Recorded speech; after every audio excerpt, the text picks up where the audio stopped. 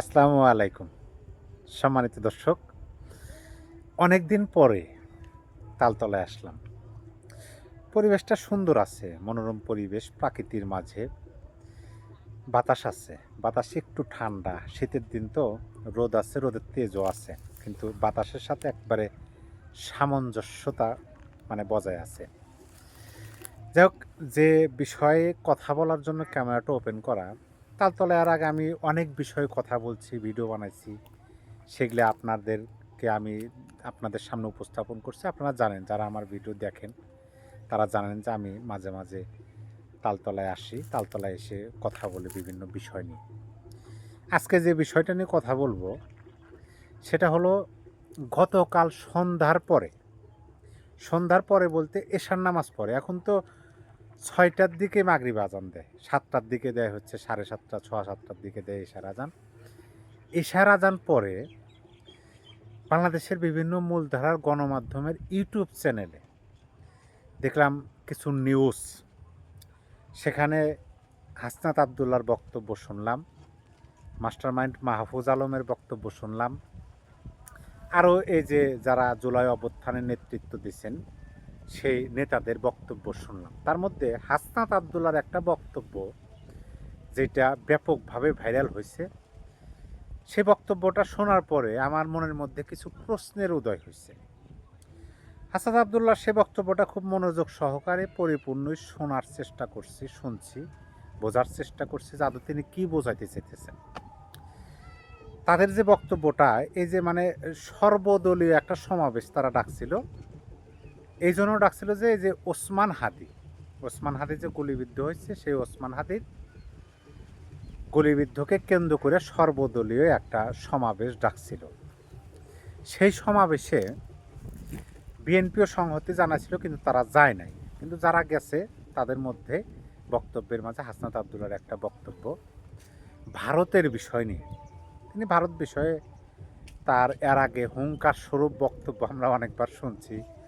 ভারতের বিভিন্ন মিডিয়া বা ভারতের সাংবাদিক থেকে শুরু করে ভূ রাজনৈতিক বিশ্লেষক এ বিষয়ে অনেক তাদেরকে কি বলে পরামর্শ দিছে। কিন্তু গতকালকের যে বক্তব্যটা তিনি সেখানে বললেন যে এই যে ওসমান হাদিকে গুলি করছে, তার ভাষায় যে গুলি করছে সিসিটিভির ফুটেজ আছে এবং মিলানোর চেষ্টা করা হইতেছে তিনি নাকি সাবেক ছাত্রলীগ নেতা ছিলেন।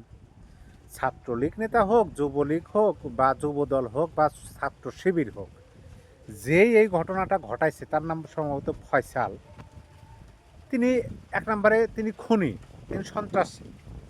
রাজনৈতিক তার যে কোনো দলে থাকতে পারে। আমার দেশ পত্রিকার একটা নিউজ দেখলাম, সেখানে বলা হয়েছে যে সাবেক ছাত্র শিবিরের একজন নেতা ছিলেন ফয়সাল। যাই হোক, তারা নাকি ভারতে পালায়ে গেছে। এখন এইটার জের ধরে অবশ্য স্বরাষ্ট্র উপদেষ্টার বক্তব্য আমরা শুনলাম। স্বরাষ্ট্র উপদেষ্টা তিনি কিন্তু স্পষ্ট ভাষায় বললেন যে তারা যে ভারতে পালায়ে গেছে সেরকম কোনো তাদের কাছে প্রাতিষ্ঠানিক রিপোর্ট নাই। পুলিশের তরফ থেকে এই বিষয়ে বক্তব্য দেওয়া হয়েছে, কিন্তু এই হাসনাত আবদুল্লারা এইটা ধরে নিছে এবং এটা প্রচার করতেছে যে তারা অলরেডি ভারতে চলে গেছে। অথচ বাংলাদেশের আইনশৃঙ্খলা বাহিনী, যেমন ধরেন আমাদের বর্ডার গার্ড, বিজিবি, পুলিশ, স্বরাষ্ট্র মন্ত্রণালয়, এদের কাছে কোনো প্রাতিষ্ঠানিক রিপোর্ট নাই যে যারা গুলি চালাইছে তারা ভারতে পালিয়ে গেছে, এরকম কোনো রিপোর্ট নাই। এখন সেইটার যে ধরে এই হাসনাত আবদুল্লাহ বলতেছে যে ভারত নাকি এরকম সন্ত্রাসীদের আশ্রয় দিছে। ভারত হচ্ছে সন্ত্রাসীদের আশ্রয় কেন্দ্র, আশ্রয়স্থল হয়ে গেছে। যেমন ধরেন ছাত্রলীগকে আশ্রয় দিচ্ছে, যুবলীগকে আশ্রয় দিচ্ছে, আওয়ামী লীগকে আশ্রয় দিচ্ছে। আর তারা মাঝে মাঝে বাংলাদেশে ঢুকতেছে, ঢুকে একজনকে গুলি করতেছে, এরকম নৃশংসতা চালাইতেছে। এইভাবে যদি করতে থাকে তারা, তাহলে হাসনাত আবদুল্লাহ যেটা করবে সেটা হলো যে ভারতের যে 7 সিস্টার্স আছে, সেই 7 সিস্টার্সে তো বিচ্ছিন্নতাবাদী আছে, উগ্রবাদী আছে। তাহলে হাসনাত আবদুল্লাহরা নাকি সেই উগ্রবাদীদের বাংলাদেশে আশ্রয় দেবেন, প্রশ্রয় দিবেন, তাদেরকে সহযোগিতা করবেন, করে 7 সিস্টার্স আলাদা করে ফেলাবেন। এই ধরনের বক্তব্য তিনি দিলেন। যদিও তিনি সরকারের কোনো অংশ না, কিন্তু সরকারের নিয়োগকর্তা। এখন এই বক্তব্যটা শোনার পরে আমার কাছে মনে হলো যে সত্যিকার অর্থেই যে সমস্ত আমরা দেখতেছি তো 2024 সালের 5ই আগস্ট পরে বাংলাদেশের মধ্যে ভারত বিদ্বেষ কীভাবে উঠতে উঠছে, ভারত এবং বাংলাদেশের মধ্যে যদি কোনো যুদ্ধ বা সেরকম কোনো ঘটনা শুরু হয়, বিশেষ করে হাসনাত আবদুল্লাহদের নেতৃত্বে, ধরেন সোজা ভাষায় বললে যে ভারতের সাথে যদি হাসনাত আবদুল্লাহরা যুদ্ধ করে তাহলে কতক্ষণ টিকতে পারবে, এই প্রশ্নটা আমার মনের মধ্যে উদয় হয়েছে।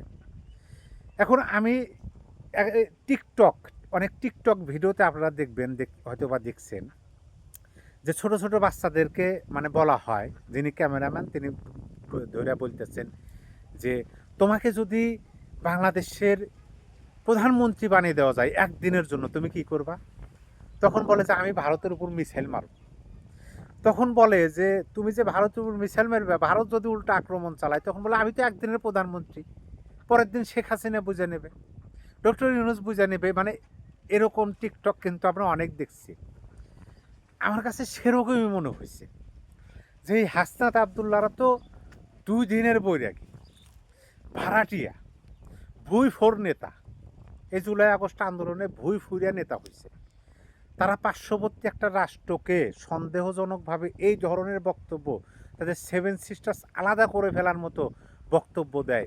প্রকৃত পক্ষে যদি ভারত কোনো কিছু করে বসে, এটা তো আমরা জানি, এটা তো গোপন করার কিছু নাই, যে আমাদের চেয়ে অনেক অনেক অনেক গুণ বেশি শক্তিশালী সকল দিক দিয়ে।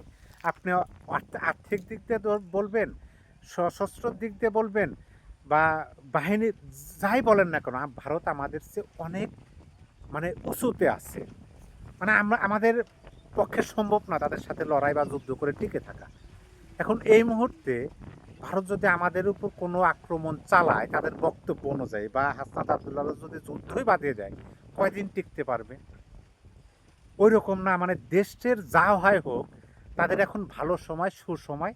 তারা যা কিছু বক্তব্য দিতেছে পার্শ্ববর্তী দেশকে রাগিয়ে তোলার জন্য, আমাদের শত্রু বানানোর জন্য, আমার কাছে এরকমই মনে হয়েছে।